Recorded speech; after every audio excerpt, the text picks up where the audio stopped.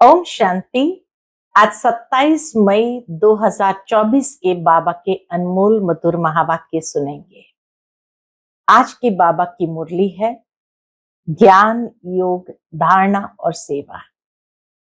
बाबा कहे, बुद्धि को सदा ज्ञान रत्नों से भर के रखो। याद और सेवा दोनों का बैलेंस बहुत जरूरी है।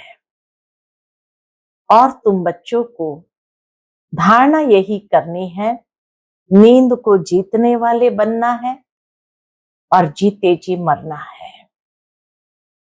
बाबा कहे, जितना तुम यहाँ जीते जी मरने का अभ्यास करते हो तो सतयुग में अमर भव के वरदान के अधिकारी बन जाते।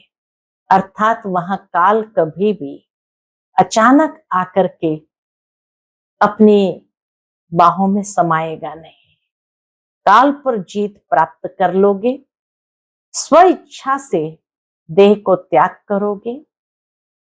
वहां सतयुग में किसी को भी अकाले मृत्यु नहीं होती है। ये तो बाबा कहे, रावण राज्य में अकाले मृत्यु आती है क्योंकि मनुष्य ने काल पर जीत नहीं पाई है। तो सुनते हैं आज के बाबा के अनमोल मधुर महावाक्य। ओम शांति।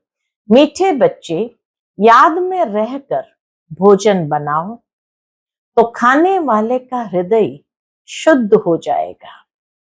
तुम ब्राह्मणों का भोजन बहुत ही शुद्ध होना चाहिए। आज की मुरली से प्रश्न है, सतयुग में तुम्हारे दर पर कभी भी काल नहीं आता है, क्यों? उत्तर, क्योंकि संगम पर तुम बच्चों ने बाप द्वारा जीते जी मरना सीखा है। जो अभी जीते जी मरते हैं उनके दर पर कभी काल नहीं आ सकता है। तुम यहाँ आए हो मरना सीखने। सतयुग है अमरलोक, वहां काल किसी को खाता नहीं। रावण राज्य है मृत्यु लोक, इसीलिए यहाँ सभी की अकाले मृत्यु होती रहती है। ओम शांति। मीठे मीठे बच्चे प्रदर्शनी देखकर आते हैं तो बुद्धि में वही याद रहनी चाहिए। हम कैसे शूद्र थे, अब ब्राह्मण बने हैं, फिर देवता, सूर्यवंशी, चंद्रवंशी बनेंगे। यह संगम योगी मॉडल प्रदर्शनी में रखना है। बाबा कहे, ये संगम योगी मॉडल प्रदर्शनी में रखना है। कलयुग और सतयुग के बीच का अब यह है संगम युग। प्रदर्शनी में एक चित्र भी बनाते थे और ऐसा स्टॉल भी रखते थे कि जिसमें दिखाया कि कलयुग पूरा हो रहा है, वहां से नर नारी आ रहे हैं, यज्ञ है तो यज्ञ के अंदर अपनी सारी बुराइयां स्वाहा करते हैं और फिर पुरुष में से उत्तम पुरुष लक्ष्मी नारायण बन करके स्वर्ग में जाते हैं। तो इसलिए बाबा कहे, कलयुग और सतयुग के बीच में अब यह है संगम युग। तो संगम युगी मॉडल बीच में हो, उसमें 15-20 सफेद पोष वाले बिठाने चाहिए तपस्या में।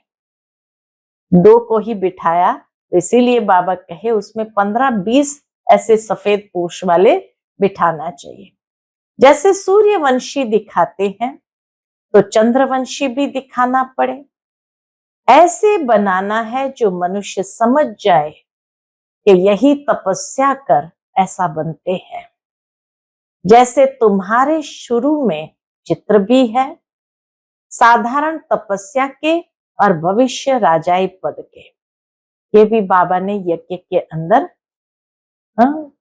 खास चित्र निकलवाया था, एक सादे ड्रेस का सफेद वस्त्र में और दूसरा दैवी पोशाक में, राजाई पोशाक में। तो हर एक दादियों का, हर एक का ऐसा चित्र जरूर निकाला है। आप लोगों ने देखा होगा शायद कहीं ना कहीं, जानकी दादी का, गुलजार दादी का, ब्रह्मा बाबा का, मम्मा का, तो साधारण तपस्या के और भविष्य राजाई पद के, वैसे यह भी बनाना पड़े। दादियां सुनाती थी कि बाबा ने ये चित्र इसीलिए बनवाए थे ताकि नशा रहे और स्मृति रहे कि ये हम है अभी और हमें जाकर यह बनना है। तो तुम समझा सकेंगे कि यह वह बनते हैं। दिखलाना भी एक्यूरेट है। हम ब्रह्मा कुमार कुमारियां राजयोग सीख कर ये बनते हैं, तो संगम युग भी जरूर दिखाना पड़े। तुम बच्चे देखकर आते हो तो सारा दिन वह नॉलेज बुद्धि में रहनी चाहिए, तब ही ज्ञान सागर के बच्चे तुम मास्टर ज्ञान सागर कहला सकते हो। अगर ज्ञान ही बुद्धि में न रहे तो ज्ञान सागर थोड़ी कहेंगे। सारा दिन बुद्धि इसमें ही लगी रहे तो फिर बंधन भी टूटते जाए। जितना बुद्धि के अंदर ये बातें चलती रहे व्यर्थ समाप्त हो जाएगा, तो बाबा के बंधन भी टूटते जाए। हम अभी ब्राह्मण हैं, फिर देवता बनते हैं। अगर अच्छी रीति पुरुषार्थ नहीं करेंगे तो क्षत्रिय कुल में चले जाएंगे, वैकुंठ देख भी नहीं सकेंगे। त्रेता युग में चले गए तो वैकुंठ देख भी नहीं सकेंगे।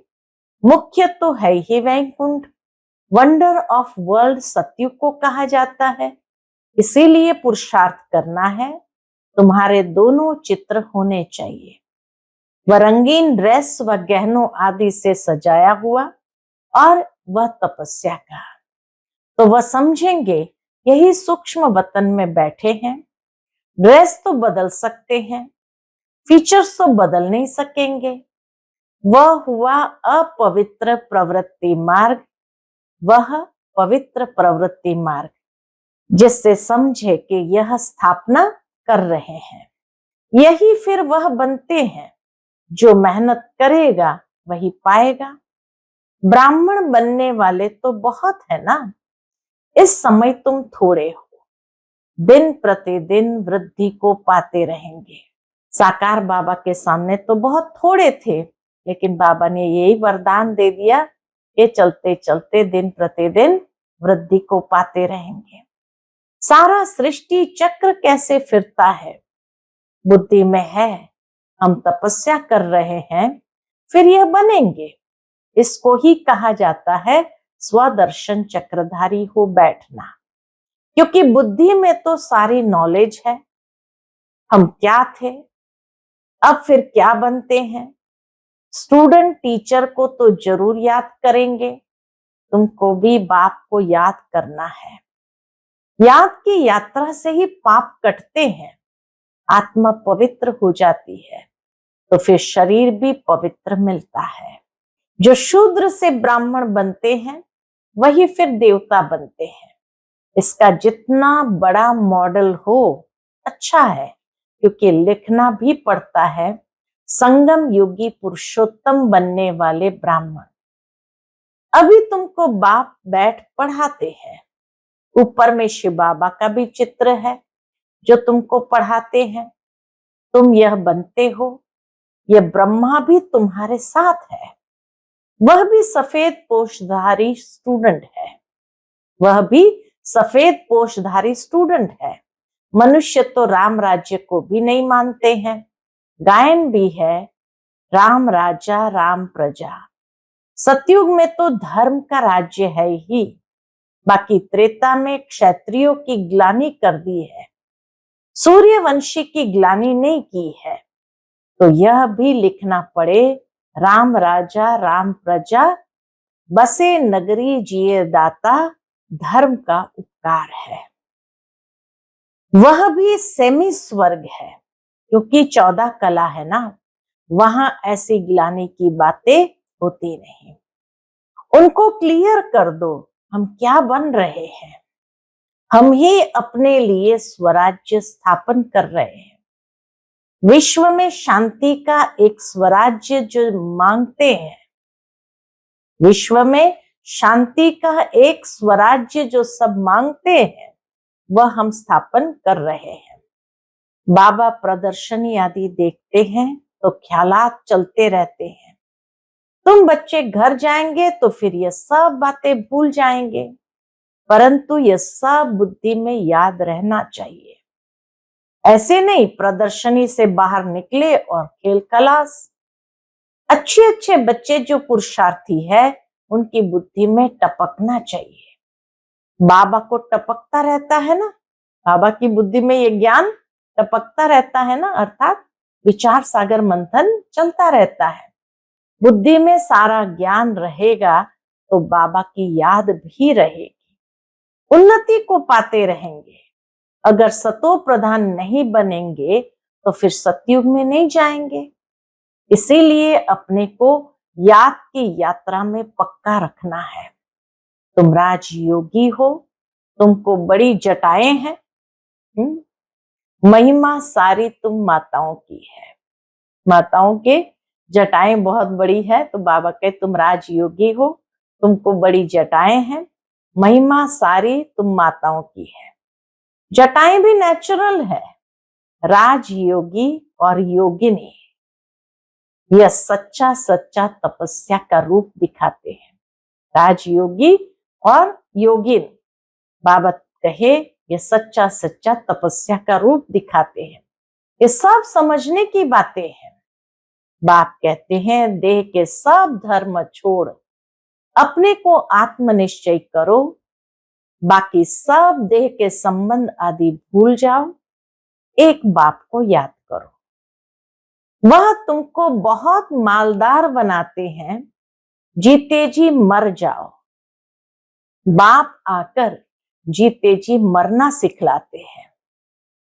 बाप कहते हैं मैं कालों का काल हूं, तुमको ऐसे मरना सिखलाता हूं जो कभी तुम्हारे दर पर काल न आ सके।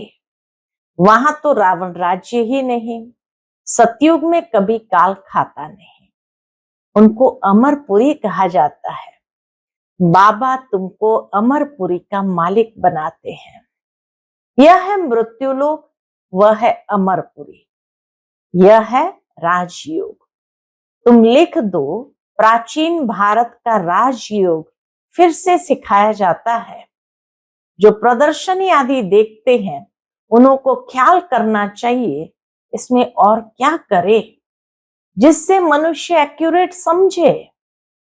इनमें प्रैक्टिकल बहुत अच्छी समझानी है। यथा राजा रानी तथा प्रजा तो इसमें आ ही जाते हैं। बाप कितना क्लियर कर समझाते हैं। अपने को आत्म समझ बाप को याद करो। मूल जोर रखना चाहिए इस पर, याद पर। विश्व में पवित्रता सुख शांति कैसे स्थापन हो रही है आकर समझो। तुम अपने लिए ही करते हो, जितनी मेहनत करते हो उतना पद मिलता है, वह भी नंबरवार। यह भी दिखाओ नंबरवार कैसे कैसे बनते हैं। प्रजा भी दिखाओ, तो शाहूकार प्रजा, सेकंड ग्रेड थर्ड ग्रेड प्रजा भी दिखाओ। तो शाहूकार प्रजा, सेकंड ग्रेड थर्ड ग्रेड प्रजा भी दिखाओ। ऐसे एक्यूरेट बनाओ जो अच्छी रीति समझा सको। मेहनत तो करनी ही है, समय बाकी थोड़ा है। ज्ञान है ही तुम्हारे लिए। तुम प्रदर्शनी में ऐसा समझाओ जो मनुष्य समझे हमको एक बाप को ही याद करना है, तब ही हम यह बन सकेंगे, नहीं तो फिर भक्ति मार्ग में आ जाएंगे। तुम महारथी बच्चे हो तो तुम्हारी बुद्धि चलती है। मेल्स भी अच्छे अच्छे हैं। नंबर 1 तो है जगदीश जो मैगजीन बनाते हैं। ब्रज मोहन को भी लिखने का अच्छा शौक है, शायद तीसरा भी कोई निकल आए। हर एक बात तुम क्लियर करते जाएंगे दिन प्रतिदिन। बाबा के समय विशेष मुख्य भाई थे तो बाबा उनको याद भी करते। फिर बाबा कहे हर एक बात तुम क्लियर करते जाएंगे दिन प्रतिदिन। बाप ज्ञान का सागर है, उस परम आत्मा में ज्ञान तो भरा हुआ है। जैसे गीत सुनते हो सारा रिकॉर्ड भरा हुआ है। यह भी ऐसे है, बाप के पास जो माल है वो मिलता रहेगा। ड्रामा अनुसार ये बच्चों की बुद्धि में चलना चाहिए। बल कुछ काम काज करो, हाथ से भोजन बनाओ, बुद्धि शिव बाबा के पास हो। ब्रह्मा भोजन भी पवित्र चाहिए। ब्रह्मा भोजन सो ब्राह्मणों का भोजन। ब्राह्मण जितना योग में रह बनाते हैं उतनी उस भोजन में ताकत आती है। गायन है कि देवताएं भी ब्रह्मा भोजन की बहुत महिमा करते हैं, जिससे हृदय शुद्ध होता है। तो ब्राह्मण भी ऐसे होने चाहिए। अभी नहीं है। अभी अगर ऐसे बन जाए तो तुम्हारी बहुत वृद्धि हो जाए, परंतु ड्रामा अनुसार धीरे धीरे वृद्धि को पाना है। ऐसा भी ब्राह्मण निकलेगा जो कहेगा हम बाबा की याद में रह भोजन बनाते हैं। बाबा चैलेंज देते हैं ना, ऐसा ब्राह्मण हो जो योग में रह भोजन बनाए। भोजन पवित्र होना चाहिए। भोजन पर बहुत मदार है। बाहर में बच्चों को नहीं मिलता है, इसलिए यहाँ आते हैं। बच्चे तो भोजन से भी रिफ्रेश होते हैं। योग वाले फिर ज्ञानी भी होते हैं, इसलिए उन्हों को सर्विस पर भी भेज देते हैं। बहुत हो जाएंगे तो फिर यहाँ भी ऐसे ब्राह्मणों को रख देंगे। मधुबन में भी ऐसे ब्राह्मणों को रख देंगे। नहीं तो महारथियों में से भोजन पर भी होने चाहिए। नहीं तो बाबा कहे महारथियों में से भोजन पर होने चाहिए, जो योग युक्त खाना बने। देवताएं भी समझते हैं हम भी ब्रह्मा भोजन खाकर देवता बने हैं, तो रुचि से तुम्हारे साथ मिलने के लिए आते हैं। कैसे तुमसे मिलते हैं यह भी ड्रामा में युक्ति है।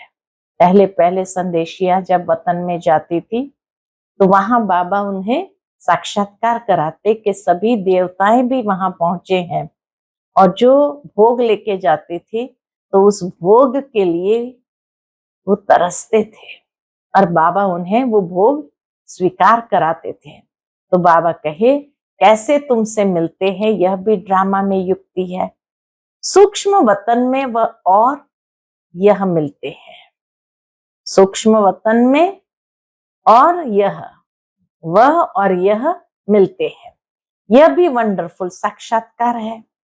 वंडरफुल नॉलेज है ना, तो साक्षात्कार भी वंडरफुल है अर्थ सहित। भक्ति मार्ग में साक्षात्कार तो बहुत मेहनत से होते हैं। नौदा भक्ति करते हैं सिर्फ दीदार के लिए। समझते हैं दीदार होगा तो हम मुक्त हो जाएंगे। उनको यह थोड़ी पता है कि यह इस पढ़ाई से ऐसे बने हैं। ये सूर्यवंशी चंद्रवंशी इस पढ़ाई से बने हैं। बाकी जो इतने अनेक चित्र बनाए हैं ऐसे तो कुछ भी है नहीं। यह सब भक्ति मार्ग का विस्तार है। बड़ी भारी कारोबार है। अब ज्ञान और भक्ति का राज तुम समझ सकते हो। ये बाप ही बैठ समझाते हैं। वह है स्पिरिचुअल फादर, वही ज्ञान का सागर है। कल्प कल्प पुरानी दुनिया को नई दुनिया बनाना, राजयोग सिखाना बाप का ही काम है, परंतु सिर्फ गीता में नाम बदली कर दिया है। बाप समझाते हैं यह भी कल्प कल्प का खेल है। हम घर से यहाँ आते हैं पार्ट बजाने। झाड़ के तरफ भी बुद्धि चलनी चाहिए। कैसे किसको समझाया जाए। हमको कहते हैं क्या हम स्वर्ग में नहीं आएंगे? बोलो तुम्हारा धर्म स्थापक तो स्वर्ग में आता ही नहीं। वह जब स्वर्ग में आए तब तुम भी आओ। हर एक धर्म का अपने अपने समय पर पार्ट है। ये वैरायटी धर्मों का नाटक बना हुआ है, बना बनाया खेल है। इसमें कुछ भी कहने की दरकार ही नहीं रहती। मुख्य धर्म दिखाए गए हैं, यह तो बच्चे जानते हैं। यह चित्र आदि भी कोई नए नहीं है। कल्प कल्प ऐसे हूबहू चलते आएंगे। विघ्न भी अनेक प्रकार के पड़ते हैं, मारपीट आदि के भी विघ्न पड़ते हैं ना। बच्चों को कितना युक्ति से समझाया जाता है। बोलो, भगवान वाच है ना, काम महाशत्रु है। अभी तो यह कलयुगी दुनिया विनाश होनी है, देवता धर्म स्थापन हो रहा है। इसलिए बाप कहते, बच्चे तुम पवित्र बनो, काम को जीतो, इस पर ही झगड़ा होता है। तुम बड़ों बड़ों को समझाते हो, गवर्नर का नाम सुन सब चले आएंगे, इसलिए युक्ति रची जाती है। हो सकता है उनमें से कोई अच्छी रीति समझ जाए, बड़ों का नाम सुन ढेर आ जाएंगे। हो सकता है कोई बड़ा भी आ जाए, है तो बहुत मुश्किल। बाबा कितना लिखते हैं, बच्चे जिससे उद्घाटन कराओ उनको पहले समझाओ जरूर कि ऐसे मनुष्य से देवता बन सकते हैं, विश्व में शांति हो सकती है। स्वर्ग में ही विश्व में शांति और सुख था। ऐसे ऐसे भाषण करो और अखबार में पढ़े तो फिर तुम्हारे पास इतने ढेर आने लग जाएंगे जो तुमको नींद भी करने नहीं देंगे, नींद फिटानी पड़े। सर्विस से योग से बल भी आता है, सर्विस से योग से भी बल आता है, क्योंकि तुम्हारी कमाई होती है। कमाई करने वाले को कभी उबासी नहीं आती है, झुटका नहीं आएगा। कमाई से पेट भर गया फिर नींद नहीं आती। जैसे रेगुलर हो जाते हैं, तुम भी बहुत भारी कमाई करते हो, उबासी देवाला निकालने वाले खाते हैं। जो अच्छी रीति समझते हैं, याद में रहते हैं, उनको उबासी नहीं आएंगी। अगर मित्र संबंधी आदि याद आते हैं तो उबासी आती रहेगी। ये निशानियां हैं। स्वर्ग में तुमको उबासी आदि कभी आएगी नहीं। बाप का वर्षा पा लिया तो वहां सोना उठना बैठना कायदे से चलता है। एक्यूरेट आत्मा लीवर बन जाती है। लीवर घड़ी होती थी तो एक्यूरेट चलती है, तो एक्यूरेट आत्मा लीवर बन जाती है। अभी सिलेंडर बने हो, एक सिलेंडर घड़ी एक लीवर घड़ी होती थी पहले के जमाने में। सिलेंडर घड़ी आगे पीछे हो जाती थी, लेकिन लीवर घड़ी एक्यूरेट चलती थी।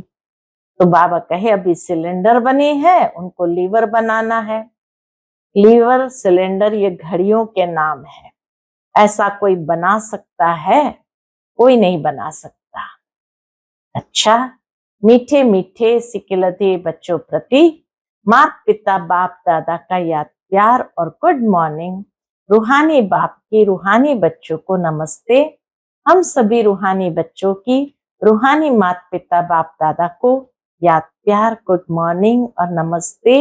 नमस्ते, शुक्रिया बाबा, शुक्रिया। आज की मुरली से धारणा के लिए मुख्य सार है। पहली पॉइंट, बंधन मुक्त बनने व अपनी उन्नति करने के लिए बुद्धि ज्ञान से सदा भरपूर रखनी है। मास्टर ज्ञान सागर बन स्वदर्शन चक्रधारी होकर याद में बैठना है। दूसरी पॉइंट, नींद को जीतने वाले बन याद और सेवा का बल जमा करना है। कमाई में कभी सुस्ती नहीं करनी है, झुटका नहीं खाना है। आज का बाप दादा का मधुर वरदान हम बच्चों के प्रति है, विश्व में ईश्वरीय परिवार के स्नेह का बीज बोने वाले विश्व सेवाधारी भव। विश्व में ईश्वरीय परिवार के स्नेह का बीज बोने वाले विश्व सेवाधारी भव। आप विश्व सेवाधारी बच्चे विश्व में ईश्वरीय परिवार के स्नेह का बीज बो रहे हो। चाहे कोई नास्तिक हो या आस्तिक, सबको अलौकिक व ईश्वरीय स्नेह की, निस्वार्थ स्नेह की अनुभूति कराना ही बीज बोना है। यह बीज सहयोगी बनने का वृक्ष स्वतः ही पैदा करता है। यह बीज सहयोगी बनने का वृक्ष स्वतः ही पैदा करता है। और समय पर सहज योगी बनने का फल दिखाई देता है। सिर्फ कोई फल जल्दी निकलता है और कोई फल समय पर निकलता है। आज का स्लोगन है, भाग्य विधाता बाप को जानना, पहचानना और उनके डायरेक्ट बच्चे बन जाना, ये सबसे बड़ा भाग्य है। भाग्य विधाता बाप को जानना, पहचानना और उनके डायरेक्ट बच्चे बन जाना, ये सबसे बड़ा भाग्य है। अच्छा, ओम शांति।